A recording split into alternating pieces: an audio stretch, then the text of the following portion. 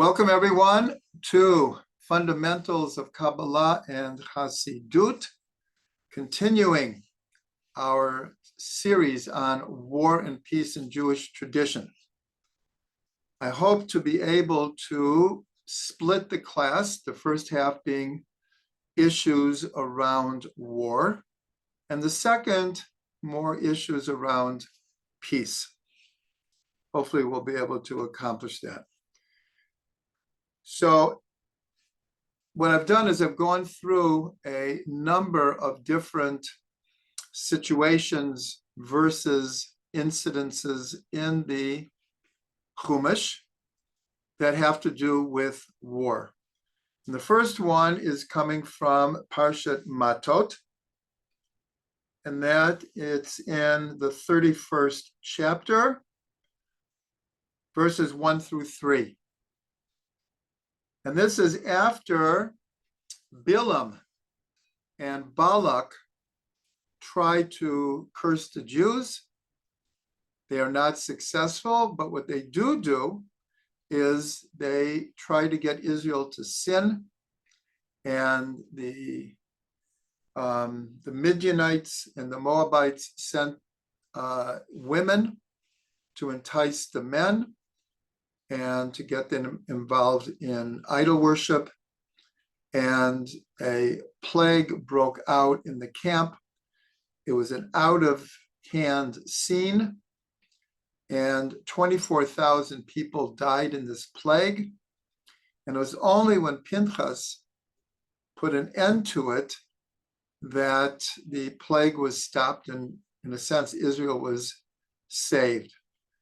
So afterwards, God comes to Moshe and says, take revenge for the children of Israel against the Midianites.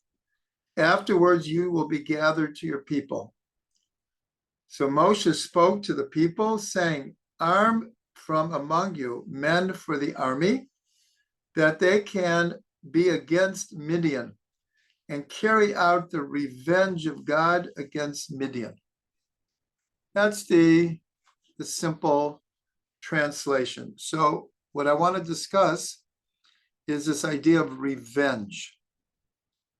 In English, revenge has pretty much a universal negative connotation, for good reason. We know in Leviticus 19:18, one of the most important mitzvahs in the Torah is v'ahavta l'recha kamocha. You shall love your neighbor as yourself. But that's actually the second part of a verse. The first part of the verse reads like this: you shall neither take revenge from nor bear a grudge against the members of your people. You shall love your neighbor as yourself. I am God. So this very famous verse, so much so that Rabbi Akiva said this is the main principle of the Torah, to love others as you love yourself. But it begins by saying you should not take revenge. And yet here in the Parsha of Matot, God tells Moshe to take revenge. So what does it mean here? So this is like most things in life. For example, in the Ten Commandments, it says you shall not murder. And yet we're also told that if someone comes against you to kill you, you should rise up and kill them first. In other words, the right of self-defense. But in one verse it says you shall not murder. Well, self-defense is not called murder. And so therefore, there is a very negative type of revenge. And there actually is a more positive type of revenge. And that's why we have to go to the Hebrew word. In English, again, revenge, just all of the associations are negative. But in Hebrew, the word for revenge is nikama. And the root is from the word kam, to get up, to stand up. And so the way we understand the idea of, again, in English, revenge, when it's used in a certain way, means to stand up and defend yourselves, or stand up to return a certain situation to the way it needs to be. So before I go on, I just would say that this discussion is extremely relevant to what's happening now, because one could look at the situation where Hamas did what they did on October 7th, and ever since, what Israel is doing is taking revenge against Hamas. But that's not really what's happening. Many people looking at it from the outside maybe look at it that way. But from our side, this is a matter of self-defense and the idea of getting up. In other words, everyone has analyzed that the army, the intelligence agencies, the government had, we'll just use the term, had fallen asleep, had not assessed the real danger here, did not figure out what Hamas was planning. And now, to repair it, we need to get up and change the situation. And therefore, the goal of the war is that we simply cannot allow such a dangerous enemy to be on our border, ready to attack us at any moment. So if the world wants to call this revenge, there's not much we can do about it, but that's not what's happening. It's a matter of changing the political map, the military map, to assure never again. And that is what's called nakama, get up. And so I'm reminded of Bob Marley's very, very famous song, get up for your rights. And I'm quoting that because that is quite literally how we understand the Hebrew word of nakama. It means to get up and do what you have to do to make it right. So it's interesting just to mention that in the Sefer Yetzirah, each month is associated with a chush, with a sense. 12 senses, of which 5 of them are the physical senses that we usually associate with the idea of sense: sight and hearing and smelling and tasting and touching. But according to the Sefer Yetzirah, each month has a special sense. They're all very, very positive. The one for this month, interesting enough, is called anger. And so everyone asks, what is anger doing in the 12 senses that are all very positive? So it's explained very much like we have up to now. Anger is considered one of the worst characteristics. In the Gemara, it's even associated with idol worship. It's anger is frowned upon. We're human beings, and sometimes we get upset. Now here we're talking about showing your anger to other people, attacking people, breaking things, insulting people because you're angry. That is completely looked down upon. But the sages point out that there's a good type of anger, and that's an anger at injustice. That if we were all very passive, and let's say something negative happens, terrible happens. And we don't have the capability of responding in an intuitive way that this injustice really makes me angry, really bothers me. So the positive thing is if one feels that, the hope is that one will then act to fix the injustice. That's the idea. And again, I have to apply it to what's happening today. There, along with tremendous trauma in Israel, a trauma that will probably last for years. Listen, we're not over the Holocaust yet. We're far from over the trauma of the Holocaust. And what happened on October 7th really shook up the entire Jewish world. But along with that came a certain amount of anger. Anger that it will not come out until after the war is over at those who did this for Hamas. And now, of course, we have Hezbollah on the northern. We have a war on all four sides right now: Yemen, Syria, Lebanon, Gaza, and in the territories of Yehuda and Shomron. We are under attack from every side. And so there's an anger that we let it get to the point that we a little bit fell asleep, or we didn't assess our enemies properly. And of course, there is a tremendous anger at what Hamas did.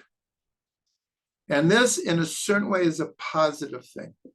It's a positive thing because Israel is standing up to defend itself now, and not just grabbing the first ceasefire and allow Hamas to stay in power and do this again and again and again, which they've promised to do very publicly, very publicly. They've said, we will do this again and again and again until we wipe you out. So all of these issues are very, very, very current. So one last story before we go on to other ideas is I heard this story in 2008. In India, the Chabad house was attacked and 6 Jews were killed, including the rabbi and the rebbitzin of the Chabad. And 30 days later, at what's called the Shloshim, there was an event, I'm not sure where, to remember those who had died.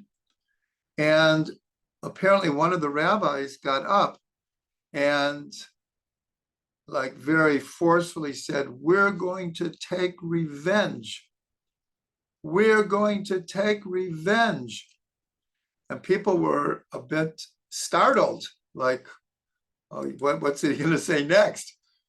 And he said, we're going to bring so much light into the world that we're going to wipe out evil. So that was such a powerful, we actually heard this story from, at one time, the Chavrusa, the learning partner of the rabbi who was killed. He's the Chabad representative in Vancouver. And we heard this story from him. So that is, in a certain way, a positive way to channel anger, a positive way to look at revenge. So it's very important to look at the Hebrew word of nekama. And I'll mention here that if, just like revenge has a universal negative association. Another word that is very close in modern times that has taken on the same kind of association is jihad. Jihad is almost exclusively associated with extreme Muslim fanatic terrorists. And everyone who isn't a Muslim is a heretic and is worthy of wiping out. So when we hear the word jihad, it's like hearing the word revenge. But interesting that just like in Hebrew, the word jihad in Arabic, in Islamic tradition, means to struggle. And that word can be used completely divorced from war, violence, hatred, anything. Just the idea of struggling against one's Yetzer Hara, evil inclination, which is our next subject. So here's just another example of there's always nuances in language.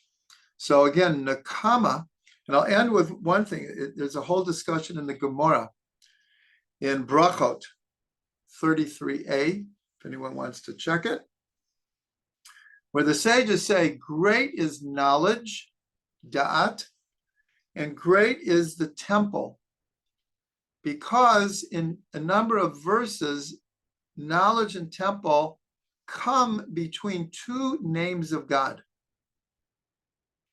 So one of the sages didn't really like this kind of logic, that there's something special about a word coming between two names of God.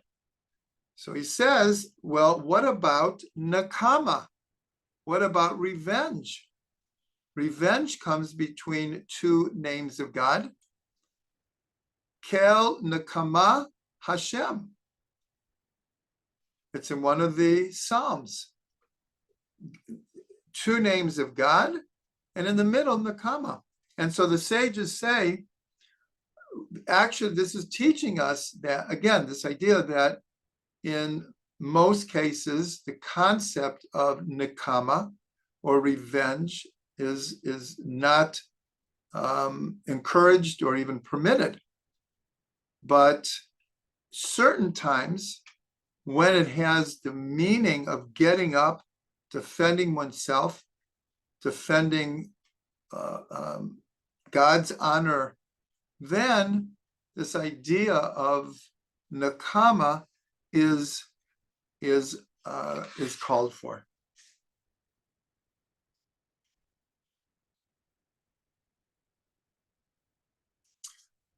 Okay, so that's our first insight for the evening. And again, for those who are coming in late, we're going through a number of different places in the Chumash, 5 books of Moshe, that talk about war in different contexts. So the next one we're going to do is in Parshat Ki Teitzei, in the book of Devarim, chapter 21, beginning with the 10th verse.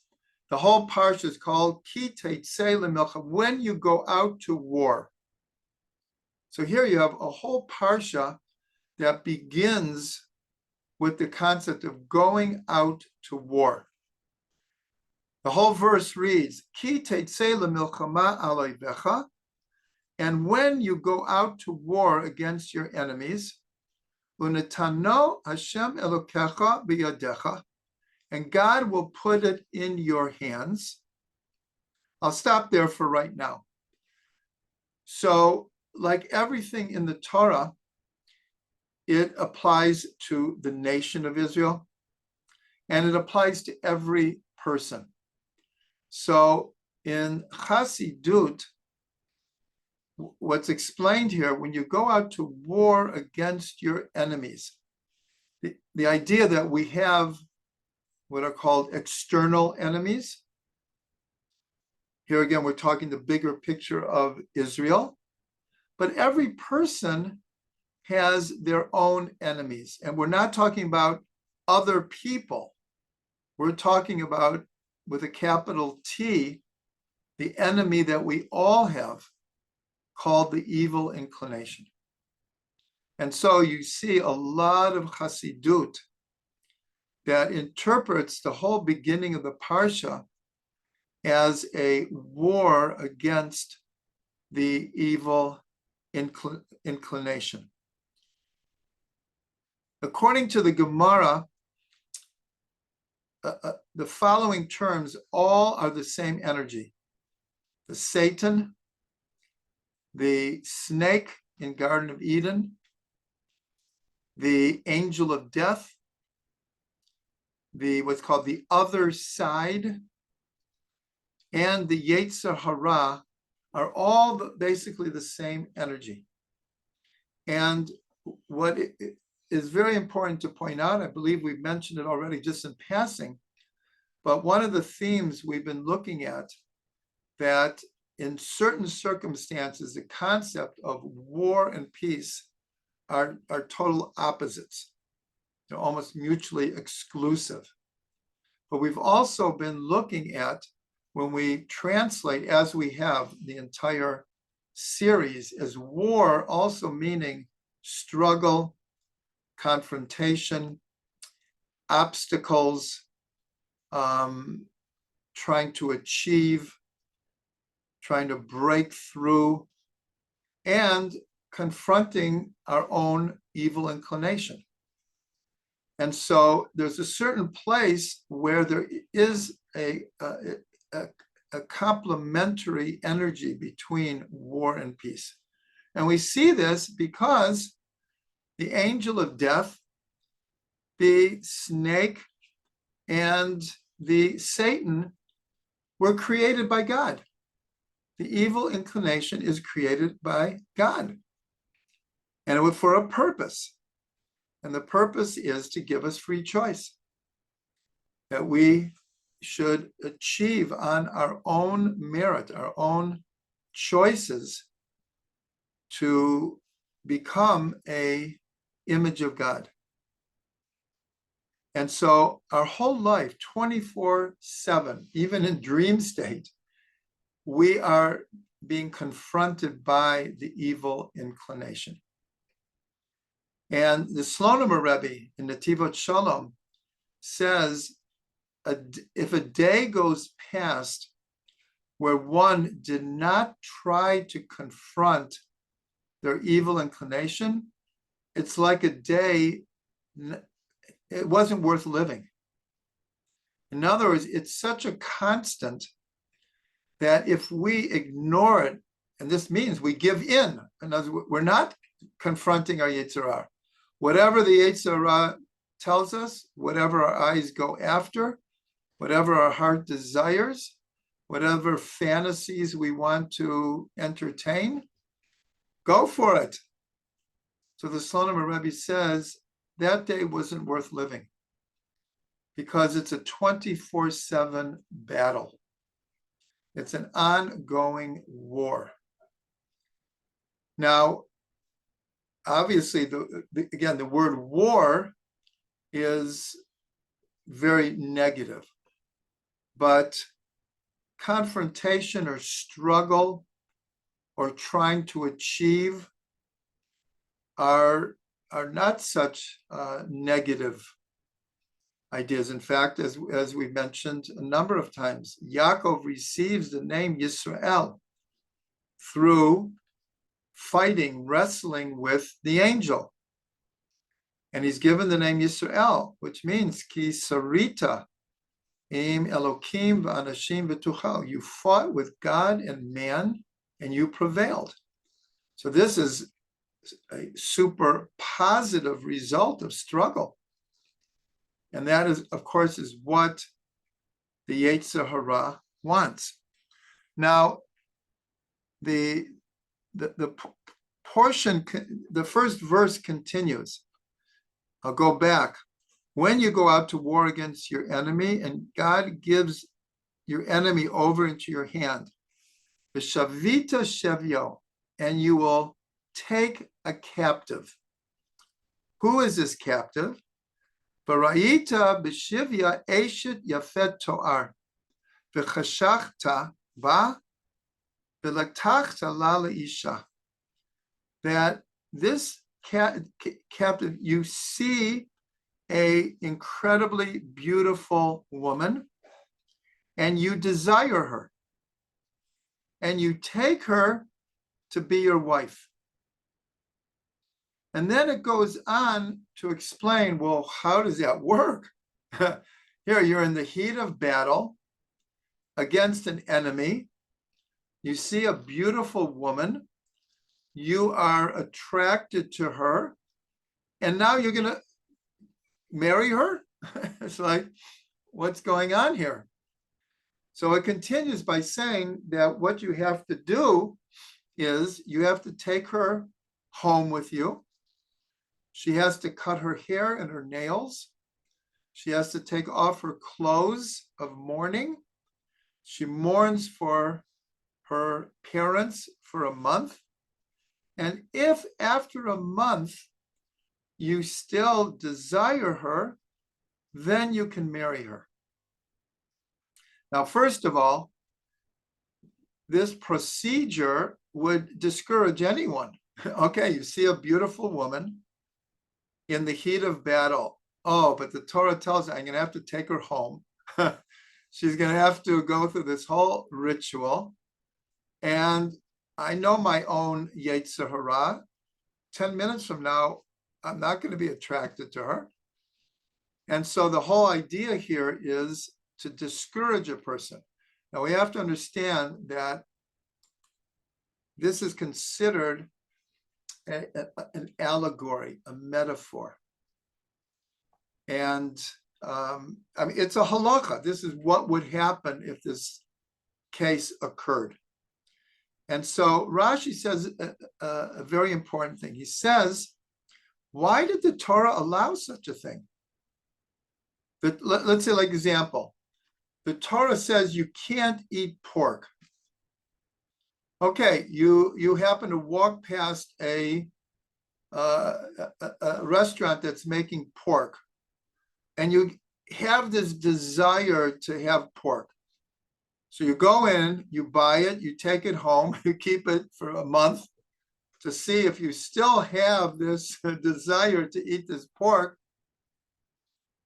The point is, the Torah forbid so many things. Why doesn't it just forbid? If you see a beautiful woman in war, you are forbidden to take her. So Rashi says this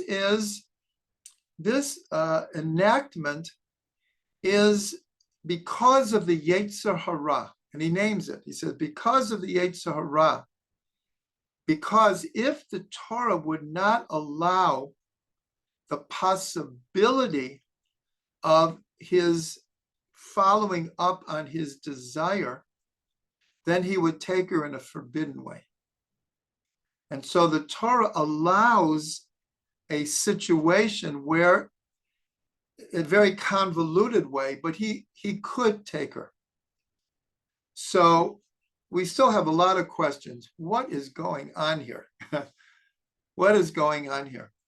And so again, the simple idea is just this soldier in the heat of battle. His desires and passions are aroused, and the Torah is recognizing this is like a human situation, and allows the possibility of his actually marrying her, but after, like I said, this very discouraging type of ritual, so that he won't come and take her in a forbidden way. But there are many ways to interpret this.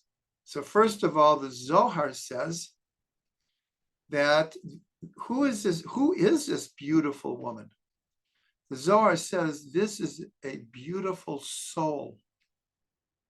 It doesn't say a beautiful body. It says this is a beautiful soul. And it's pointed out in our commentaries, in ancient days, only tzaddikim were sent to war. Only the most righteous were sent to war. And we're going to see that. Hopefully, we're going to get to it soon. One of the ways that we know that. So here, if it's a tzaddik who sees this beautiful soul, so what is he seeing? What he's seeing is a spark of holiness in this woman that's trapped or covered over either by the physical beauty or by the fact that she's coming from an idol worshiping nation. But he sees, he's a tzaddik, he sees a spark of holiness. And so the way that the Arizal and the Baal Shem Tov interpreted this whole episode is the idea, which is very prevalent in all Hasidic teachings, the idea of lifting up fallen sparks. This idea that after the breaking of the vessels, when light was spread out in shattered vessels, and this world is made up of those lights and vessels. And the Ari revealed that our mission as individuals and Am Yisrael specifically is to find sparks of light and to lift them up. So I'll just mention, and he's not the only one, but I'll mention Reb Shlomo. Reb Shlomo in his day got tremendous flack because he would go to places that no other rabbinic figures would go. He would go to yoga retreats. He would go to the Munis. He would go to the Swamis. He would go to folk festivals. He would go to peace festivals. But what was he looking for? He was looking because he knew that anywhere from a quarter to a third of the people there were Jewish. The Hare Krishnas, all of these different paths. And what did he do? He pulled thousands of people back to Yiddishkeit in that way. There's a very famous rabbi in Israel, Rabbi Grossman, who's near his 80s now, very Haredi, but 40, 50 years ago, he started going to discotheques and talking to people in his Haredi garb. And he was able to find sparks of holiness. When Reb Shlomo went to the Haight Ashbury in 1967, the rabbinic establishment thought he had lost his mind. Really had lost his mind. And what did Reb Shlomo do? He founded the House of Love and Prayer, and he took hundreds and hundreds of people off the streets, out of drugs, sent them to Israel to yeshiva, and so many of them owe their spiritual lives to Reb Shlomo. That's called lifting up the sparks. So back to the story, there's a way to look at it, that this soldier is really a tzaddik, and he identifies, he sees that in this woman, there is a holy spark that needs to be redeemed. So he takes her home, goes through this whole thing. And if it manifests itself, he is allowed to marry her. But then the Torah has two other incidents right after juxtaposed. the incident of a hated wife and a rebellious son. And so Rashi says this is a warning. Again, the whole idea here is that a soldier is not supposed to do any of this. Because if you do, you may end up with a hated wife and a rebellious son. We're actually told that the whole incident of the rebellious son, as written in the Torah, never happened. Never happened. Not that there's been no such thing as a rebellious son or daughter. Like every teenager is a little bit rebellious. That's not the incident in the Torah exactly. But the incident in the Torah never occurred. So one last thing is that, and this is brought by Rabbi Ari Khan, and he said that we could read the Rashi exactly opposite. Rashi says that the Torah permitted this, what I'll call convoluted process against the Yetzer Hara, so that a person would not take this woman in a forbidden way. But Rabbi Aryeh Khan turned it around and said that this whole incident is against the Yetzer Hara that makes us afraid to try to redeem hidden sparks of light. In other words, what's called playing it safe, not getting too involved in anything, being apathetic. That's the greatest victory of the Yetzer Hara. The greatest victory of the evil inclination is to keep us passive, not trying to fix the world, not trying to heal the world, elevate the world, find sparks of holiness and redeem them. So you can look at the Rashi almost the opposite, that the Torah allows this process in order to encourage us to try to redeem sparks where we can. But again, because of the juxtaposed portions of the hated wife and the rebellious son, we do have to know that we'll call it dangerous business. It's not simple at all. And this whole thing really applies to all of us in different situations, especially in the workplace. Many people work in situations where it's far from ideal morally or ethically. Many times we work with co-workers that we might choose not to work with in situations which could be very negative or compromising. And so many times we are in situations where there is goodness there is holiness there, but we have to work to identify it and to lift it out of its broken or compromised situation. These are things that happen to us all the time. This case in the Torah is an archetypal example. Okay. As I said in the beginning of the series, when we go into each of these ideas, we can't fully develop each one. We have to keep it in the context of what we're trying to learn here. There's much more to be said about this whole idea of going out to war.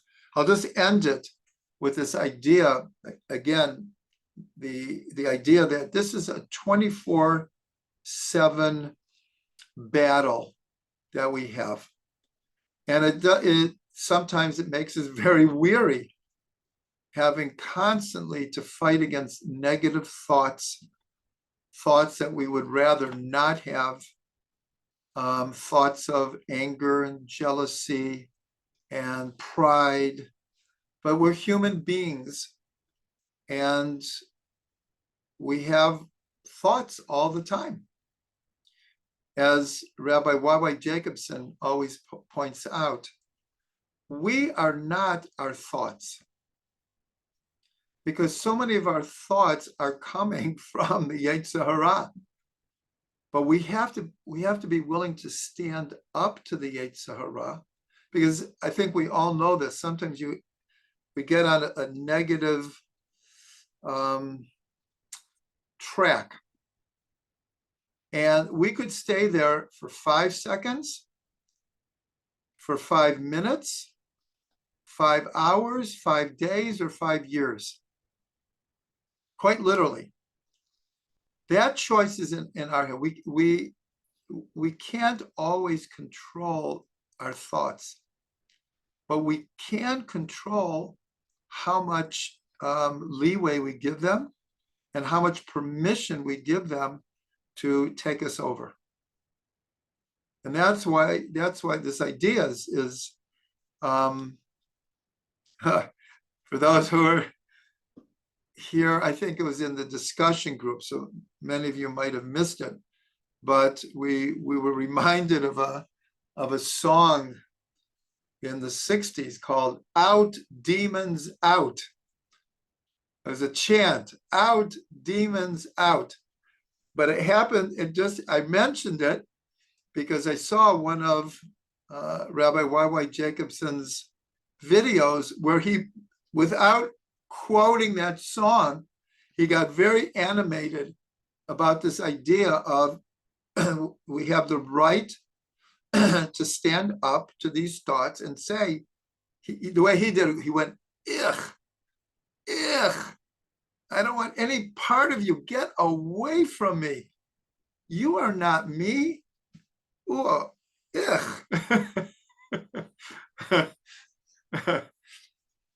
So I bless us all to have that strength. Again, we if we were all tzaddikim, we wouldn't have these thoughts whatsoever. We're not such tzaddikim. What can we do? But we don't have to give free rein to our Yetzer Hara. We need to fight back and set certain boundaries. And I bless us all to be able to do this. Okay, the next incident in the Chumash, and I see that I want to finish this this round here. I'm not sure we'll get to the segment about peace, and if not, that's where we'll pick up next week. The next one I want to do is in Parshat Bahalotcha, in the book of Numbers, in the 10th chapter, the 10th chapter of Numbers, Bamidbar. And here we have a very, very interesting idea, which again has great relevance to us today. Here, I'm not going to read the whole thing, but God commands Moshe to make 2 silver trumpets. And only Moshe was allowed to use these trumpets. After he passed away, they were hidden away. No one ever used them again. But the principle held true into the future. And then the Torah goes through, well, what are these trumpets used for? So in the desert, when, again, it's not a shofar, and it's not the kind of hand trumpet that we're talking about. These were like you see like in royal situations, these long trumpets. So in the desert, if one trumpet blast would be blown, that was a sign for the entire for everyone to assemble together. And then once they were assembled together, and that was what's called the tekiah. Tekiah is one sound, like we do with the shofar on Rosh Hashanah. One sound, tekiah. When they were ready to move, though, then they would blow a trua. A trua is 9 staccato blasts, preceded and afterwards a tekiah, just like we do the shofar. And they would do this as each of the 4 camps would move. They would blow a tekiah, trua, tekiah. And then it says that when you wage war, in other words, when you go to war against an enemy who oppresses you, you shall blow the trumpets. And it will, and what it says is, the sound of the trumpets shall be for you an eternal decree for your generations. So, excuse me, I read the wrong one. I'm sorry. When you blow the trumpet in the time of war, it says, and you shall be recalled before Hashem your God, and you shall be saved from your foes. And then it says, also on your days of gladness and on your festivals, on the new moons, you should sound the trumpets in the temple when bringing the elevation offerings and your peace offerings. And they will be a remembrance of you before God. Now remember, in the Torah, Rosh Hashanah is not called Rosh Hashanah. It's called Yom HaZikaron. And of course, the main mitzvah from the Torah is blowing the shofar.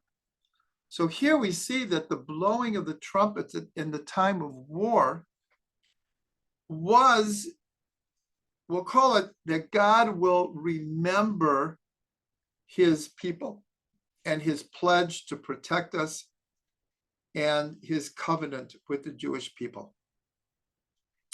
The sages explain also, not just in time of war, but in a time of calamity. Let's say there would be a major, God forbid, earthquake or a tsunami or a plague. Also, they would blow the trumpets. They would blow the trumpets as a remembrance before God. Now, I brought this because this is just another aspect of war, but it has so much relevance today because I just mentioned to my wife, we have no idea how many lives the Iron Dome has saved in Israel. Because what has been happening, not just in this war, we've been fighting Hamas now for 17 years. From the time that we left the Gaza Strip, this is our 4th or 5th major war with Hamas, and they shoot missiles at us with the intention of killing as many civilians as possible. But what do we have? We have a very, very advanced technical system where as soon as a missile is launched from Gaza, it's picked up by, we'll call it radar, but it's much more sophisticated than that. And it knows exactly where it's going. It knows its exact, I don't know what it's called, the arc until it lands. And it's hooked up, there's a national system that immediately sirens will go out in the place where that missile is supposed to land. The closer you are to Gaza, the less time you have to get into a bomb shelter. So those people who live right on the border, they have something like 12 to 20 seconds to try to shelter themselves. If it's us going to Jerusalem, also, God forbid, a person might have 2 or 3 minutes. I know in our area, we have 1.5 minutes. But it would be hard not to make the association between the sirens and the trumpets. Here, the Torah is saying, and in a time of war, a time, and it says, when your enemies who come against you, who oppress you, and here it's as if the whole country has developed a system of trumpets in order to protect the people. It's an awesome connection. We know everything in the Torah is archetypal and eternal. So someone could read this and say, we haven't been in the desert for 3,300 years. We haven't had a temple in 2,000 years. What do I need to know about these trumpets for? This is just an example. Well, we need to know about the trumpets because there's a teaching in there that will be applicable in every generation. Here we have a dramatic example, super dramatic. And the other example that I want to bring is 2 times in the year in Israel, since the formation of the state, there's 2 days of the year where sirens go off simultaneously in the entire country. I just want to go back with the Iron Dome. Again, the siren only goes off in the community that is in danger. So, for example, we hear booms all day long. All day long, we hear the booms. But only if a missile was coming to very close to us would we hear a siren. And in fact, in Jerusalem now, it's so sophisticated, it's by neighborhood. It's not like the whole of Jerusalem. It's a big city. Here's one siren. They know more or less which part of Jerusalem a missile could fall in.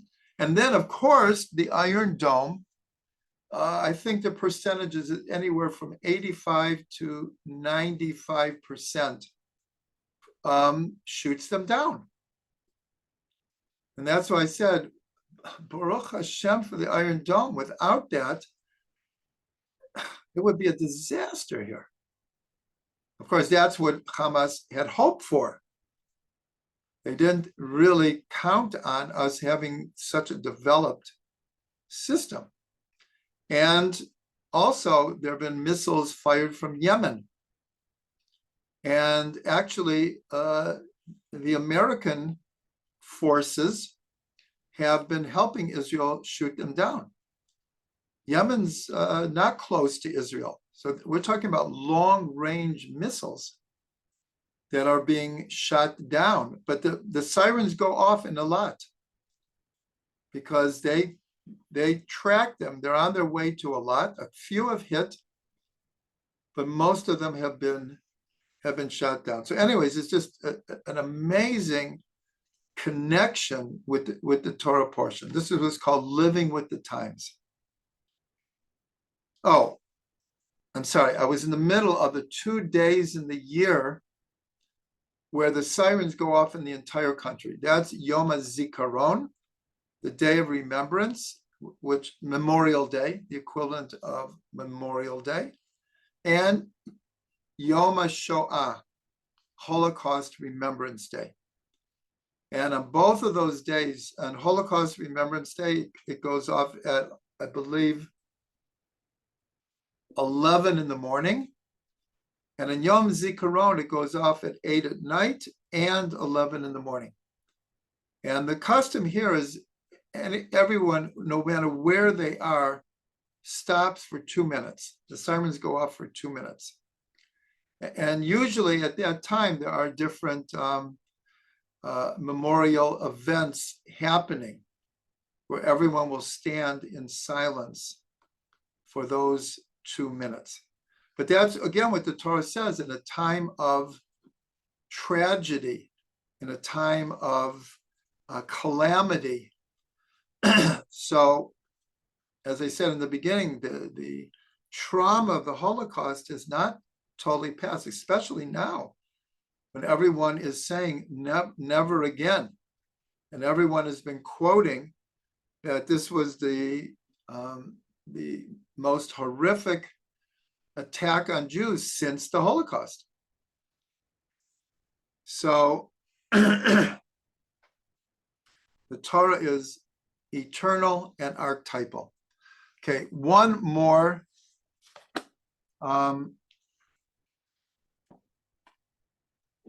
example here. And I lost a place, so I have to find it. Give me a second. Okay, here we are. We're in Parshat Shoftim.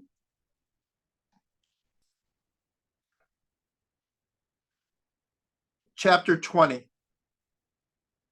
Chapter 20 in Shoftim in Devarim, Deuteronomy. And here, this is the parsha before Ki Tetzei Milchama. There's a whole section here about when you go to war. And one of the things it says, and again, this is so applicable now. It says like this: Hear, O Israel, actually, Shema Yisrael. That's how this begins. Shema Yisrael, you are coming near to the battle against your enemies. Let your heart not be faint. Do not be afraid. Do not panic, and do not be broken before them. For Hashem, your God, is the one who goes with you to fight with you, with your enemies, to save you. This, I'm sure everyone is following the news. Our soldiers right now, day and night, are risking their lives. It's not like it's like a one-time battle and then they rest for a week or two. This is 24/7. The Hamas is embedded within the civilian population, in tunnels, in mosques, in schools, in hospitals, in nurseries. It just, they're everywhere. And so, again, maybe, I assume many people have seen different videos of soldiers in Gaza speaking. And they almost universally are saying, we know why we're here, we know what we have to do, and we are going to do it until we're victorious. And every single one of them knows that they are absolutely risking their life every moment that they're there. And so they have this attitude: do not fear, do not be scared, do not give up hope. It's, again, the words of the Torah are what is actually happening as we speak. So we should, this would be an appropriate time to continue our prayers that all the hostages come home, all of our soldiers are safe, and they can come home at the right time. And we can finish what we need to do. Then one of the officers gets up and makes a speech and says the following. Again, I'm going to paraphrase it. Anyone who has built a new house but has not had a chance to live in it, you go home. Is there a person who's planted a vineyard and has not redeemed it yet, meaning has not been able to eat of the fruit? You can go home. If someone is engaged to a woman but has not married her, you can go home. And they give a reason. If you build a house so someone else won't come and live in it, you're engaged to a woman and you die, then eventually someone else will marry her. In other words, the Torah is being incredibly sensitive and very compassionate and very human here. This, in other words,